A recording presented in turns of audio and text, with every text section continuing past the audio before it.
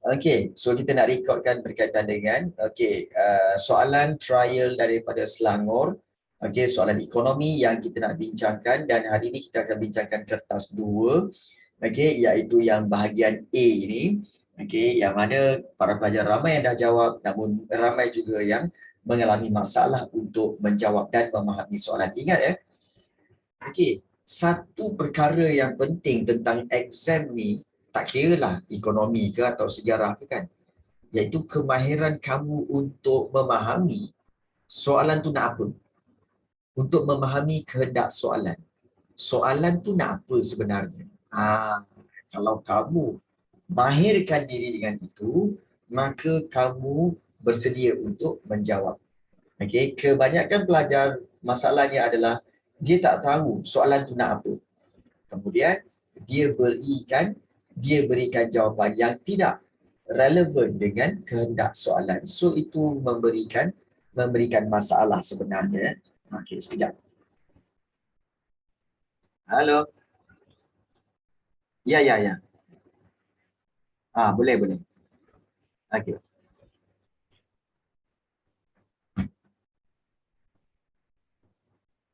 Okey, baik.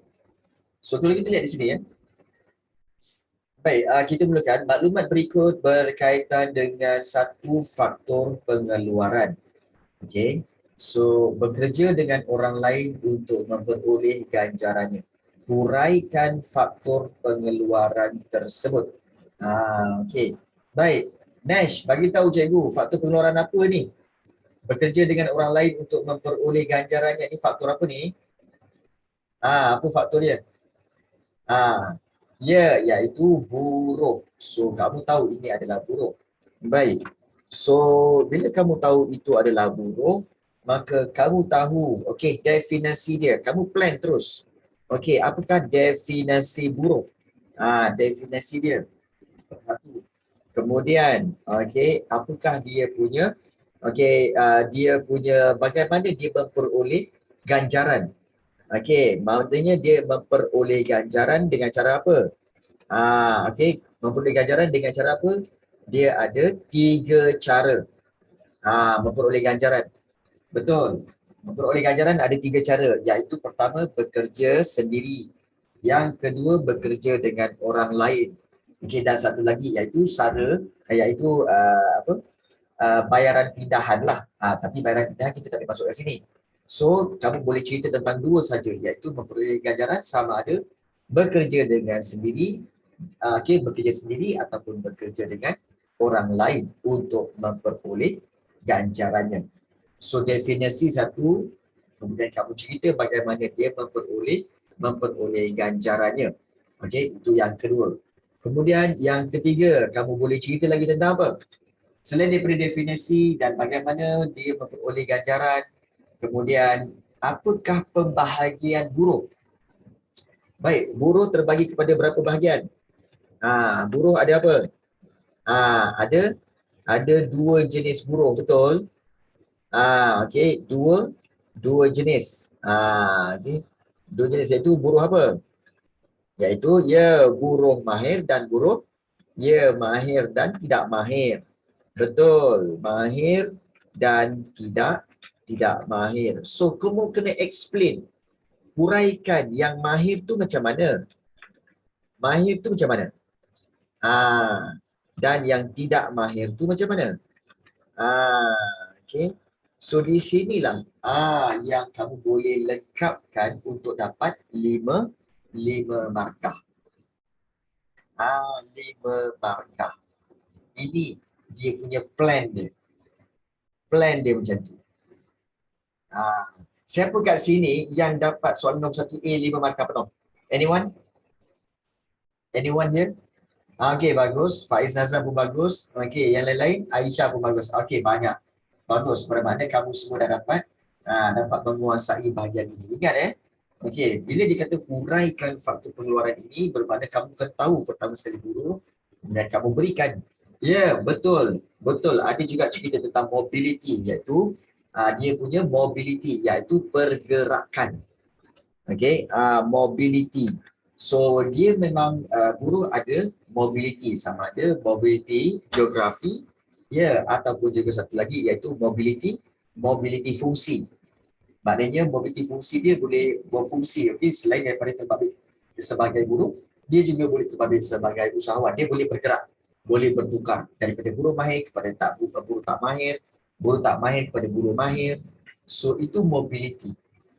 So dia ada mobility geografi dan juga mobility fungsi. So banyak boleh cerita pasal buruh. So rugi kalau kamu tak dapat 5 markah kat sini. Okey. So kalau kamu semua dah mahir kat sini, so kita proceed pada soalan lain. Kita proceed pada soalan B pula. Okey. So tak payahlah cikgu nak cerita okey buat ayat semua macam ni sebab kamu dah tahu. Kita nak cari kelemahan. Betul? Kita nak cari kelemahan. Okey, baik. So, kita teruskan dengan soalan B. Okey, soalan B. Jelaskan cara sistem ekonomi campuran menyelesaikan masalah asas ekonomi berikut.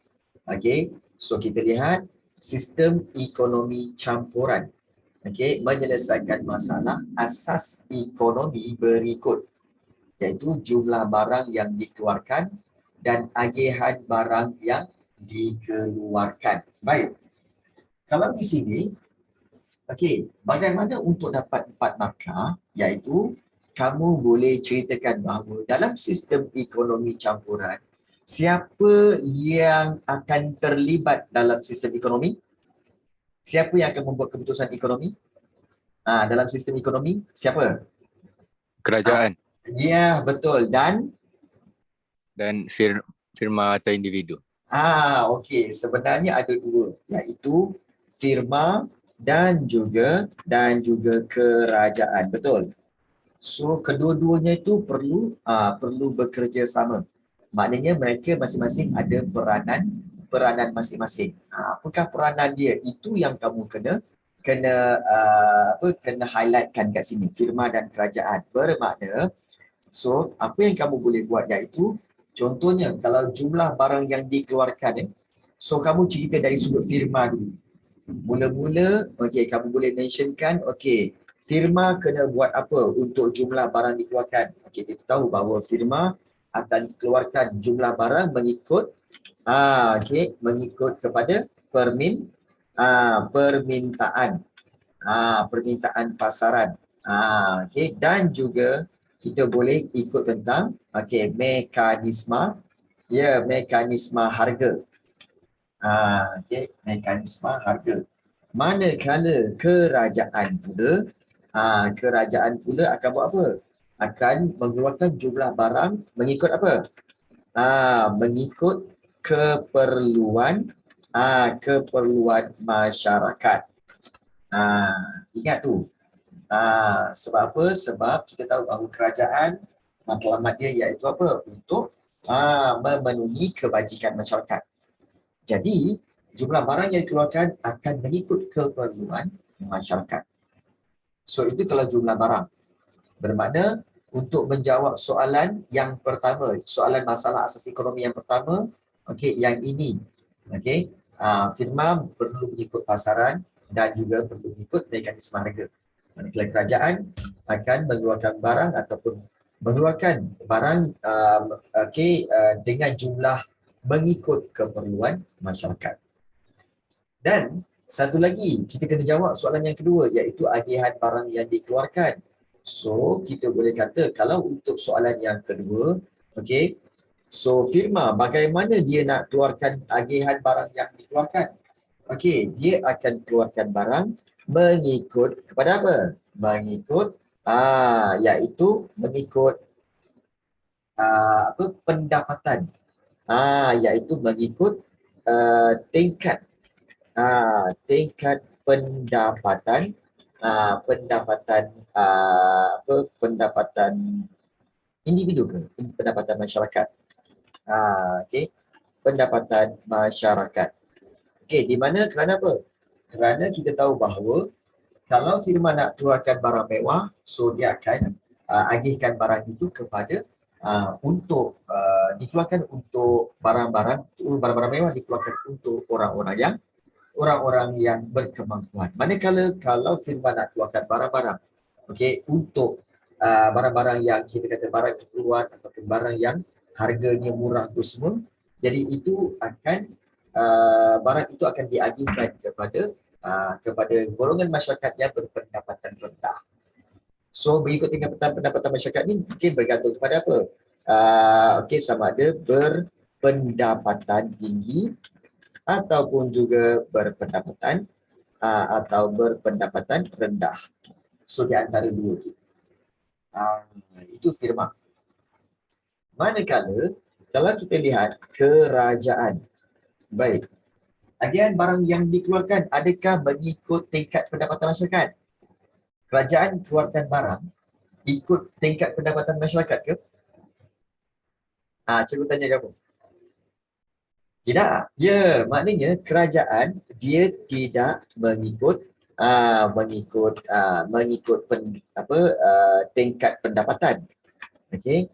Sebab apa? Kita tahu bahawa kerajaan akan keluarkan barang untuk keperluan semua golongan masyarakat. Maknanya tidak mengikut tingkat pendapatan. Contohnya apa? Kalau kamu nak bagi contohnya macam jalan raya. Jalan raya sebenarnya disediakan oleh kerajaan untuk apa? Untuk semua golongan, tak kira kaya atau miskin. Jejantas, balai bomba, polis, itu semua adalah kemudahan yang kerajaan sediakan dan ianya boleh digunakan oleh semua golongan masyarakat tanpa mengira kaya atau miskin. Baik. So dengan ini, so setiap satu soalan masalah asas ekonomi ini akan diselesaikan dengan cara ini. Maka kamu telah layak untuk mendapat kita kata sebagai mendapat markah penuh, iaitu 4 markah dengan cara ini. Okey, baik. So siapa kat sini dapat markah penuh untuk ini? Yang B. Okey, ada tak mana-mana pelajar yang cikgu saya tak dapat, saya dapat 3 je. Saya dapat 2. Kamu dapat berapa? Boleh direct message pada cikgu. Dapat berapa untuk soalan B ni? Berapa dapat? 1 je. Allah. Kenapa Aril tak ingat Tak ingat fakta? Okey, baik. Tak apa. Okey, sekarang ingat. Yang lain-lain? Afiq? Yasmin Naili. Apa khabar Yasmin? Baru masuk ya? Okey. Baik, berapa kamu dapat untuk soalan 1B ni? Oh, soalan kamu lain. Okey. Tak apa, Fik. Tak apa. Okey, tak apa. Tapi kalau Fik, yang ini, kamu boleh take note. Bermakna inilah cara bagaimana untuk mendapat markah yang penuh. Aisyah macam mana, Syah? Dapat soalan macam ni juga ke? Okey. Okey, dapat markah penuh ke? Ke tak ingat juga? Okey. Tak dapat juga. Okey.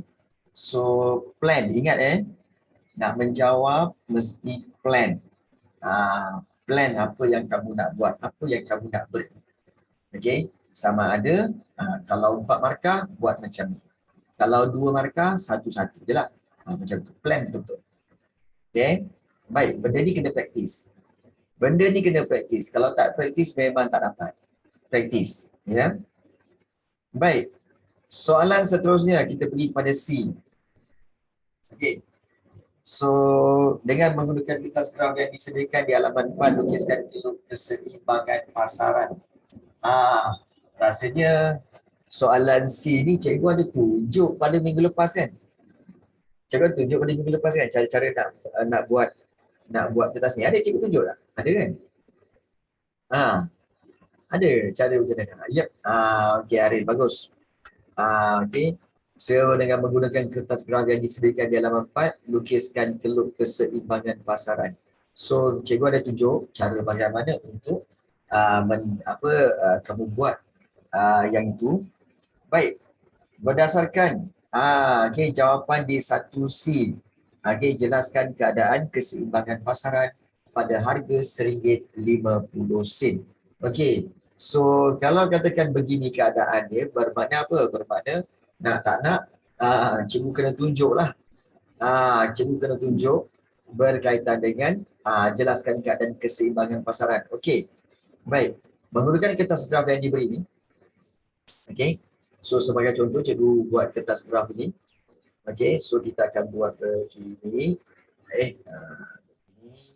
Kemudian satu lagi iaitu ini. Okey, begini. So kemudian kita tahu bahawa kita boleh buat besar atau kecil. Okey, 1, 2, 3, 4, 5, 6, 7, 8, 9, 10. So kertas ini dia nak berapa? 135 je. So harga 135 saja. 345. Okey, so kita boleh buat. Okey, 1, 2, 3, 4 dan juga 5. Manakala untuk harga pula, okey, untuk kuantiti kita akan ambil okey 10, 20 sampai 60. Okey, maksimum 60. So kita boleh ambil sini 10. Okey, 10, 20, 30, 40, 50 dan juga 60. So di situ. Baik. Bolehkah cikgu tunjukkan ni? Cikgu tunjukkan cikgu tunjuk Okey, cara nak buat. Okey. So di sini kosong.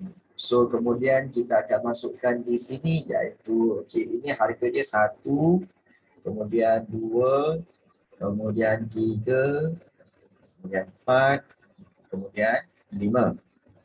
Okey. Manakala di sini kita boleh buat iaitu 10, kemudian 20, kemudian 30, kemudian 40, kemudian 50 dan juga yang ini 60. Baik. So kemudian bila kita dah ada kertas graf ini, okey, make sure pastikan kamu tulis harga. Okey. Dan di sini adalah kuantiti. Sebelum tu pastikan kuantiti apa. So tengok. Okey, kuantiti sebab dia ada dua-dua, penawaran pasaran, permintaan pasaran. So kita akan ambil okey, unit. So dia kata unit sini kan. Dengar ke ada tsunami? Ya, ada, betul. Tsunami di Tonga. Okey, di Tonga je. Dah tahu. Tahu. Okey, cikgu dah tunjukkan dalam kelas form 1, form 2, kata 1. Okey. So di sini ada unit. Okey. Baik, dan kemudian kamu akan ambil, okey, untuk kita ambil penawaran pasaran dulu. Okey, 135, 20, 40, 60. Okey, 135, 20, 40, 60. So cikgu boleh ambil kat sini. Okey, 135, okey, 20, 20 ke? Sekejap. 20, 40, 60. Ayolah. Okey, 20, kemudian 3, 40 dan juga RM5.60 kat sini. Okey, so cikgu akan buat satu line kat sini. Satu line, so kita sambungkan je begini. Walaupun dia sengit tak apa. Dandan dia beritahu. Okay. Ini keluar apa? Keluar penawaran. Manakala kamu ambil satu lagi iaitu untuk 135, 40, 20, 10 permintaan pasaran. So 40, 20, 10.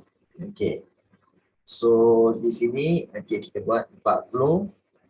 Okey, kemudian 3, 20. Kemudian yang 5 adalah 10. Okey, so sambungkan dia. Okey, sambungkan dia begitu. Okey, dan juga sambungkan dia begitu. Oops. Silap pula. Okey. Baik. So dah dapat. Okey. Okey, pastikan ada harga semua. So inilah bentuk kamu punya kelok. Baik. Untuk menjawab soalan 2, jelaskan keadaan keseimbangan pasaran pada harga RM1.50. Okey. Pada harga RM1.50 ni, kita tahu yang ini adalah equilibrium ataupun keseimbangan. Ini adalah E. Tapi bila dia berada di RM1.50, RM1.50 kat mana cikgu? Dekat sini. Dekat bawah ni. Okey. So bila RM1.50, Bermakna di sini, ya, nanti korang tak jelas. Cikgu tukar colour lah kepada biru. So, kita buat macam ni. Okey, so bila kita buat macam ni, okey, kita nampak bahawa, okey, iaitu, okey, pada harga RM1.50, RM1.50 kat sini, okey, jadi kita lihat ini adalah teluk penawaran. Penawaran di sini, manakala permintaan tu di sini. Okey, permintaan tu di sini. Maknanya di sini bila kamu dah tahu itu, bermakna apakah kawasan ini? Kawasan ini dipanggil kawasan apa? Guys, kawasan ni panggil apa? Kawasan ni. Kawasan apa? Bagi tahu cikgu, kawasan apa tu? Lebihan Ah, penawaran. okey. Lebihan penawaran, sure. Yeah. Okey, baik. Semua dulu. Lebihan permintaan cikgu. Baik Zamin. Nasib baik kau cepat. Baik.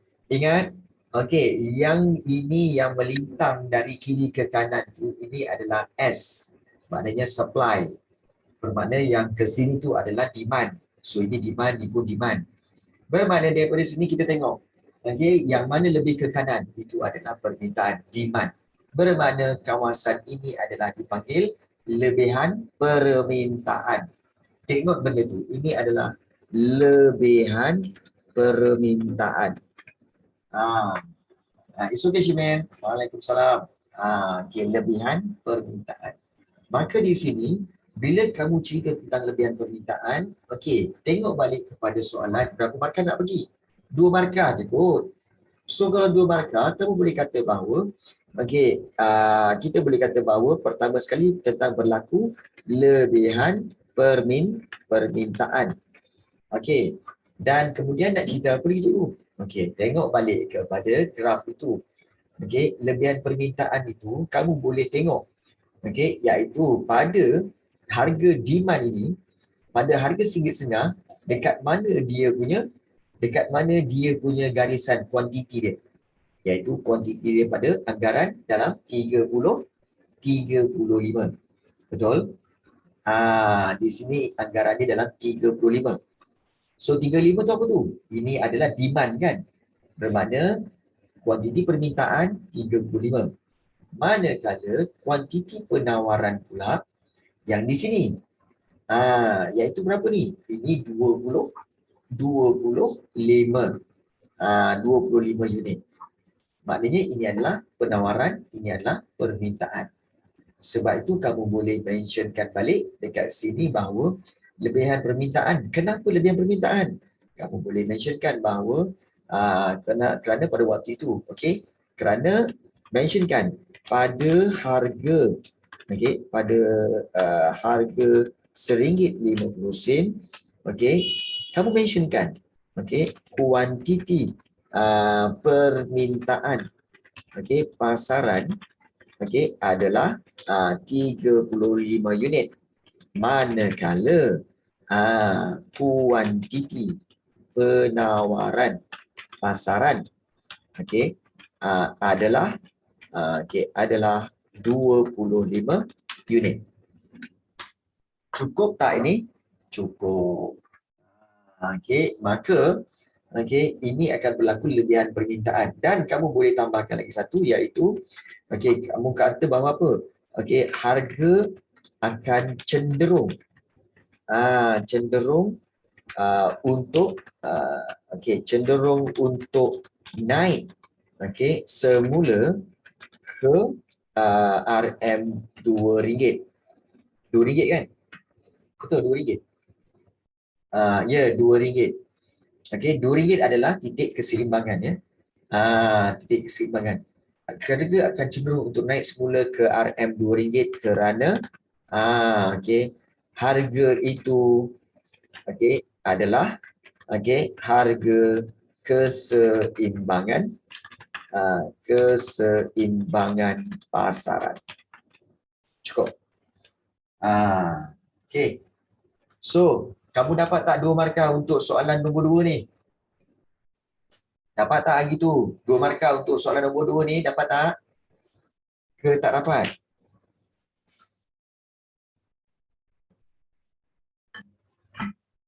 Dapat ke tak dapat? Ha, tak dapat. Okey, boleh semua? Ke korang tengah menyalin soalan ni? Menyalin jawapan ni? Sonyap je masing-masing ni. Boleh Fik? Okey. Yang lain-lain? Aisyah? Yasmin? Shimir? Sonyap je. Ada ambil tak ni? Jawab apa jawapan ni?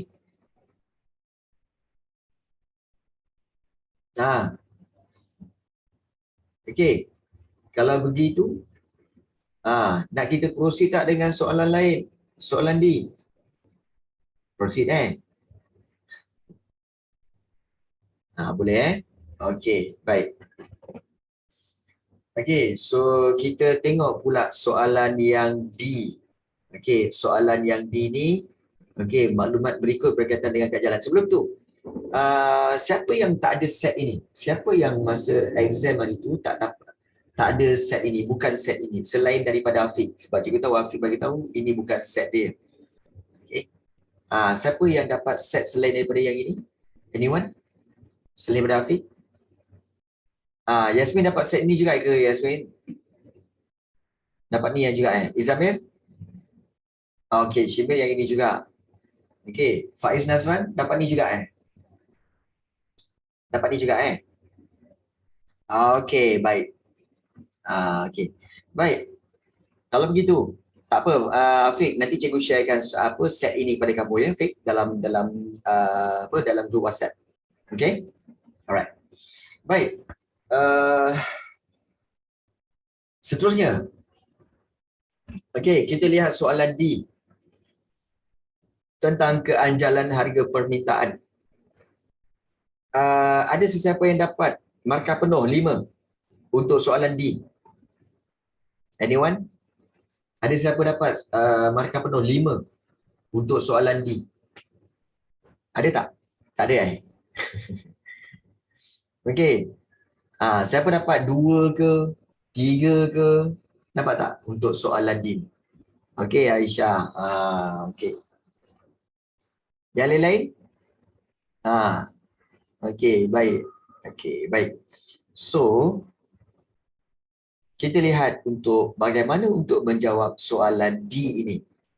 Okey, maklumat berikut berkaitan dengan keanjalan harga permintaan suatu barang. Keanjalan. Bila kamu tengok je perkataan keanjalan, kamu terus teringat tentang formula iaitu peratus perubahan. Okey, kuantiti dibahagikan dengan peratus perubahan harga.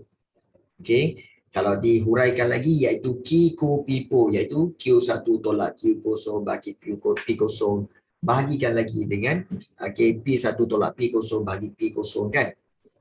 So, yang itu, formula itu hasilnya apa? Perkali keanjalan. Perkali keanjalan tu macam mana? Kalau kurang daripada 1, dia adalah bermaksud barang itu tidak anjal. Tapi kalau dia lebih daripada 1, maka dia adalah anjal. Jadi, kamu kena mentionkan perkara-perkara itu untuk mendapat 5 markah. So, kita lihat. Jelaskan keanjalan harga permintaan barang tersebut. So, kita tengok 5 markah. So, bila 5 markah ini, kamu berikan dengan dengan sebaik-baiknya, iaitu kamu kena beri apa? Contohnya pertama sekali, kamu kena mentionkan. Iaitu perkali keanjalan. 2.7. Bermaksud apa? Bermaksud itu adalah barang tersebut tersebut adalah anjal. Itu satu. So bila kamu sebut anjal, apa maksud anjal? Kamu mentionkan iaitu sedikit perubahan pada harga barang itu akan memberi kesan yang besar. Yang besar terhadap kuantiti permintaan permintaan barang tersebut. So berikan definisi. Ni selalu pelajar-pelajar dia tak nak bagi definisi. Jadi kamu tak tahu bahawa ramai yang tak sedar bahawa memberi definisi itu akan memberi markah.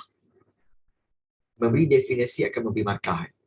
Jadi, mula-mula perkalikan anjalan, barang tersebut adalah anjal 1.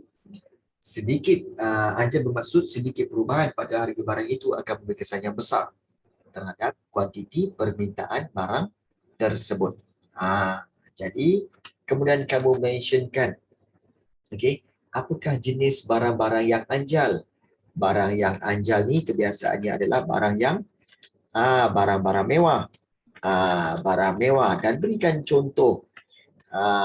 Contohnya apa? Contohnya kenderaan. Kemudian telefon bimbit. Dan mungkin kamu boleh buat iaitu komputer. So itu adalah kita kata sebagai contoh barang-barang anjal. Barang mewah, contoh kenderaan, telefon bimbit. Baik, kemudian kamu ceritakan pula. Kalau katakan seseorang pengeluar, ataupun firma. So jika firma, kita boleh buat satu lagi tentang jika firma ingin meningkatkan jualan, unit jualan.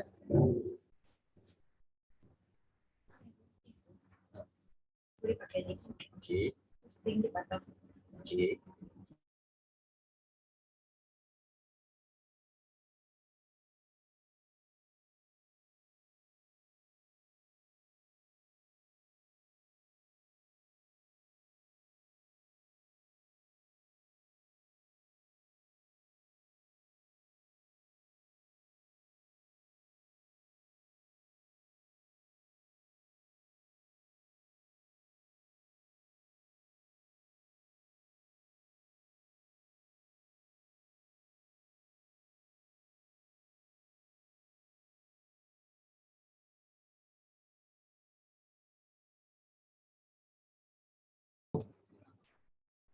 Kita sambung.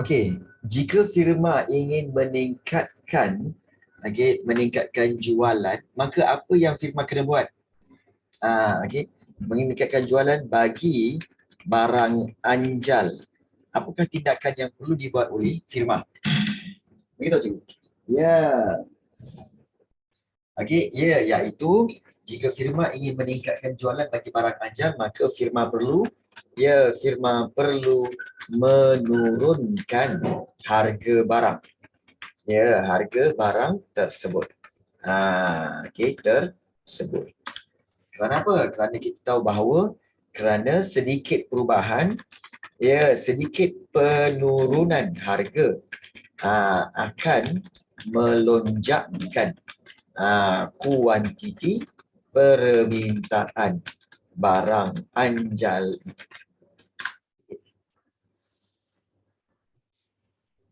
Nampak tak? Cukup tak untuk 5 markah? Cukup tak untuk 5 markah? Ni sesiapa yang tak cukup markah ni, maknanya kalau soalan ini dapat 2 markah ke 3 markah ke, so mungkin ada poin-poin yang kamu terlepas. So boleh ambil mana-mana poin ni. Boleh ambil mana-mana poin ni untuk ditambahkan. So take note benda tu. Baik. Ada soalan nak tanya setakat ni? Ada soalan tak nak tanya setakat ni? Untuk soalan tentang, tak kisahlah tentang D ke tentang nombor mana-mana satu soal, nombor 1 ni. Bagaimana Yasmin? Dan juga Shimir? Faiz, okey je. Sebab kita nak mencari ni, nak mencari di mana kelemahan kamu. Itu je. Aisyah dapat Aisyah Baik, so kalau dah dapat, kita boleh proceed dengan soalan seterusnya. Dengan soalan seterusnya. Kita pergi kepada soalan seterusnya, iaitu soalan nombor 2. Fungsi wang yang berkaitan dengan iklan tersebut. Baik, fungsi wang. Ini rasanya senang je. Okey, seperti biasa cikgu cakap bahawa kalau nak jawab soalan ini, okey, paling penting sekali iaitu tengok kepada bahan rangsangan itu. First of all, kalau kita lihat yang ini, okey, dan juga yang ini. Okey, yang itu. Okey, so jelaskan fungsi wang yang berkaitan dengan iklan tersebut. Baik, kemudian kamu tengok empat markah. Ingat, fungsi wang ada berapa? Wahai, cikgu petik jadi. Okey, wahai Nesh, fungsi wang ada berapa Nesh? Fungsi wang ada berapa? Fungsi wang ada? Ada berapa? Ada berapa? Ya, 4 kod. Ya, betul. Fungsi wang ada 4. Jangan kod-kod Kalau kamu yakin tu cakap je. Yakin 4. Okey. So 4 fungsi. Okey, 4 fungsi. Okey, fungsi. So fungsi yang pertama kamu tahu kan iaitu kita tengok fungsi wang yang pertama iaitu alat ukuran iaitu alat ukuran nilai. Okey, ukuran nilai. Kemudian yang kedua iaitu alat bayaran tertunda. Okey, 2.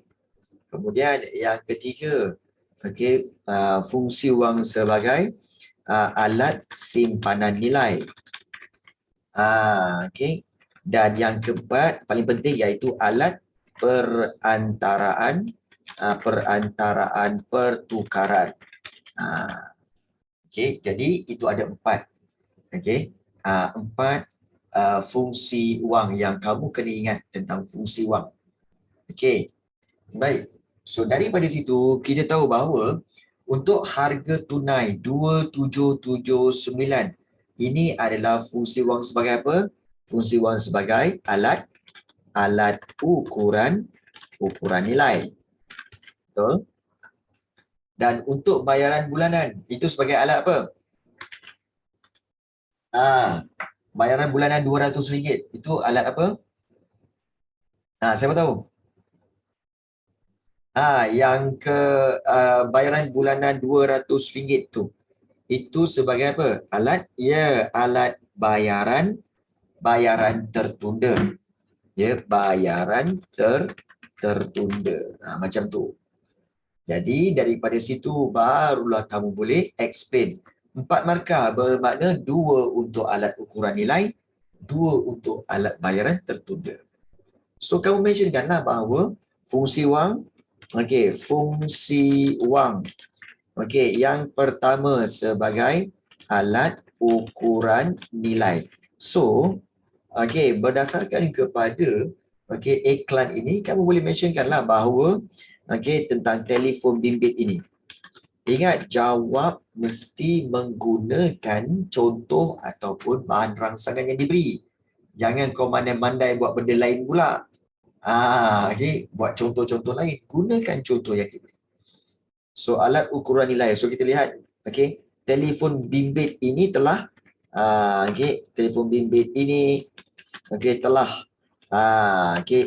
diletakkan nilai bersamaan RM2779. So itu sebagai alat ukuran nilai.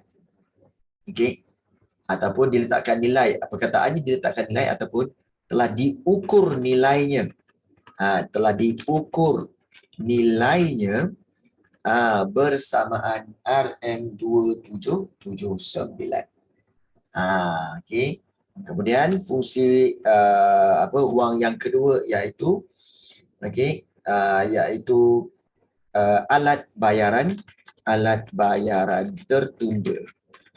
Di mana kita tahu untuk alat bayaran tertunda kita boleh mentionkan bahawa telefon bimbit ini boleh dimiliki dengan ansuran ansuran bayaran sebanyak RM200 sebulan. So berikan contoh dia berdasarkan berdasarkan iklan yang telah diberi. So kamu kena mentionkan macam tu lah.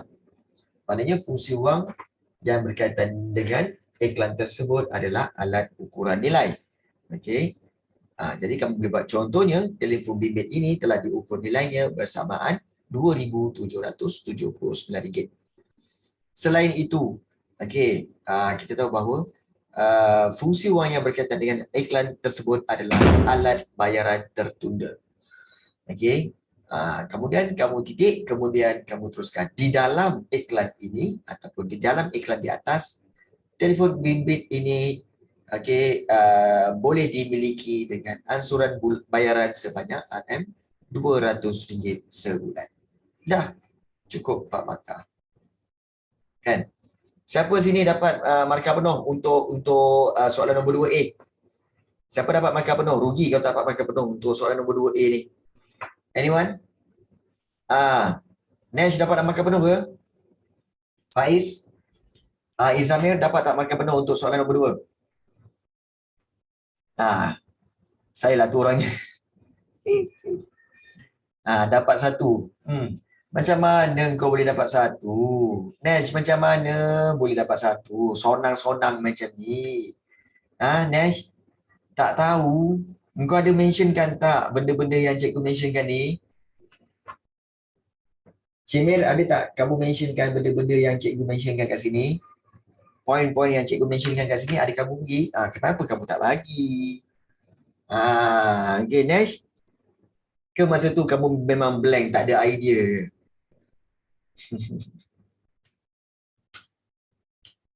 Itulah tu. Saya pergi explain calculation dia. Allah kan. Alat ukuran tu. Cikgu tengok korang ni pun cikgu sendiri risaulah. Kan? Baik. Aduh. Guys. Okay. Ya. Kita lihat, kita sambung ya. Okay. Bulan berapa dah? 6.30 dah. 6.20 dah.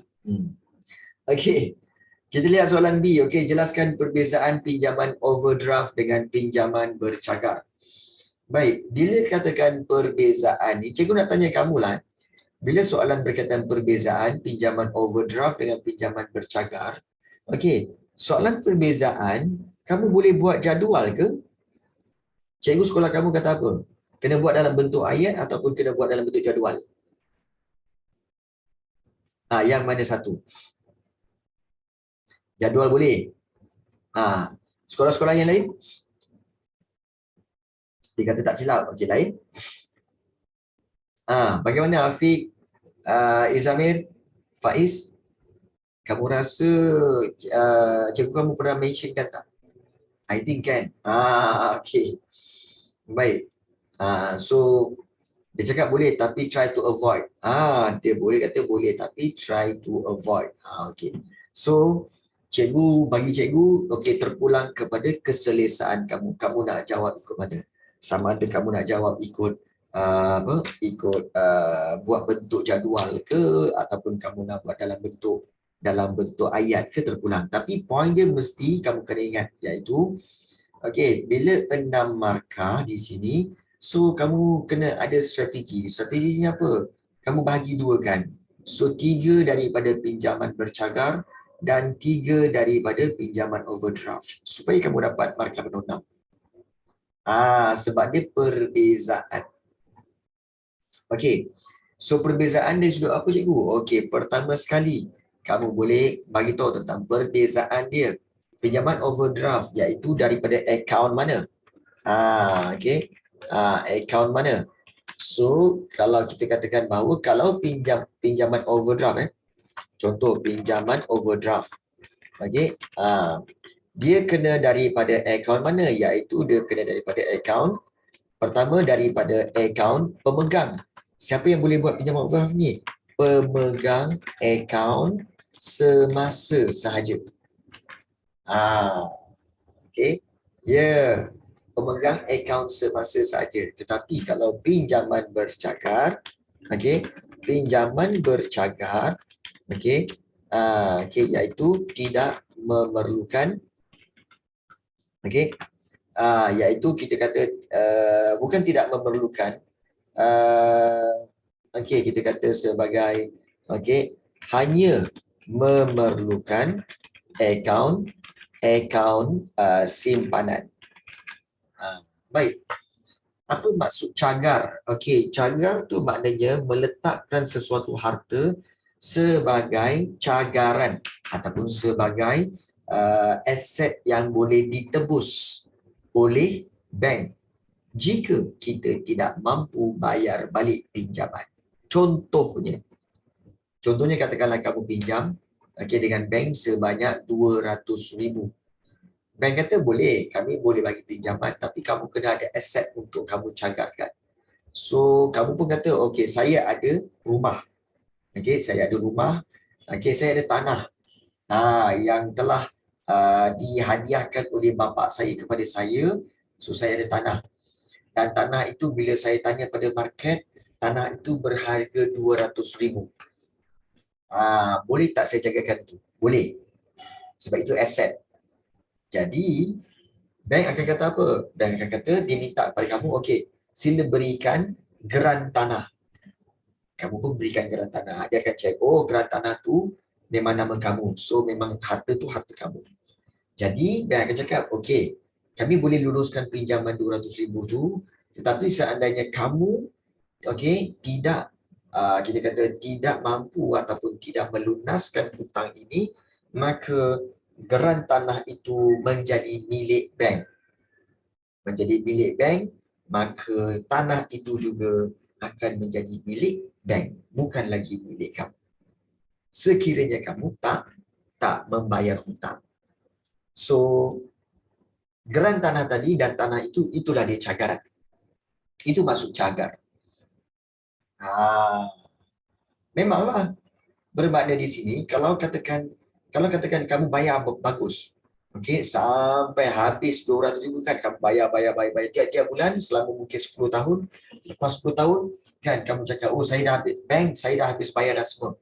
Okey, bank pun cakap, kamu dah dibayar. Okeylah. So, kami bagi balik, kami pulangkan balik geran tanah kamu. So, tanah itu menjadi milik kamu balik. Macam itulah. So geran tanah itu dan tanah itu adalah satu cagaran. Macam itulah, itu kata cagaran.